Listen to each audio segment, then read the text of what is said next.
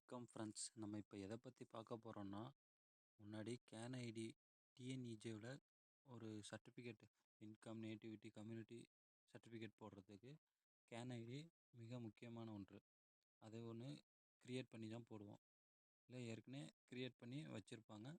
அவங்க ஆதார் நம்பரோ இல்லை can ID இருந்துச்சுன்னா தெரிஞ்சிச்சுன்னா அதை போட்டு சர்ச் பண்ணி சர்டிஃபிகேட் அப்ளை பண்ணுவோம். இப்போ அந்த கேன் ஐடியை திருத்துறதுக்கு name and date of birth தப்பாக இருந்தால் அது நம்மளால் திருத்த முடியாது. அதுக்காக இடிஎம்க்கு district EDM or TNEJ help டெஸ்க்குக்கு மெயில் பண்ணி அது வர ஒரு வாரமோ இல்லை 2 நாளோ 3 நாள்லையோ அப்டேட் ஆனதுக்கு அப்புறம் தான் சர்டிஃபிகேட் போட முடியும். இப்போ நம்ம டிஎன்இஜே என்ன பண்ணிட்டாங்க அப்படின்னா, நம்ம கேன் கரெக்ஷனை நம்ம லாகின்லேயே கொடுத்துட்டாங்க. உங்கள் இசேவை ஐடியை லாகின் பண்ணி ரெவன்யூ டிபார்ட்மெண்ட்டில் போய்ட்டு ஏதோ ஒரு சர்டிஃபிகேட்டை கிளிக் பண்ணிக்கோங்க.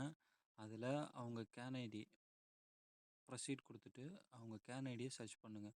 ஆதார் நம்பரோ இல்லை ஏற்கனவே இது இருந்துச்சுன்னா நம்ம கேன் ஐடி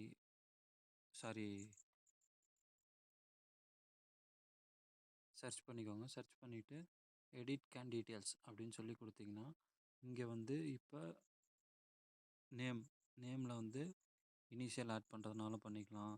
இல்லை வேறு ஏதாவது போடணும் அப்படின்னு சொன்னீங்கன்னா, இப்போ இனிஷியல் முன்னாடி இல்லை பின்னாடி இல்லை நேமில் ஏதாவது ஸ்பெல் மிஸ்டேக் இருக்குது, அந்த மாதிரி இதையும் டேட் ஆஃப் பர்த்தும் இப்போ நாமளே எடிட் பண்ணிக்கலாம் அப்படிங்கிற ஒரு ஆப்ஷனை நேற்று மே 1லேருந்து இந்த ஆப்ஷனை வந்து டிஎன்இஜே நமக்கு எனேபிள் பண்ணி கொடுத்துட்டாங்க.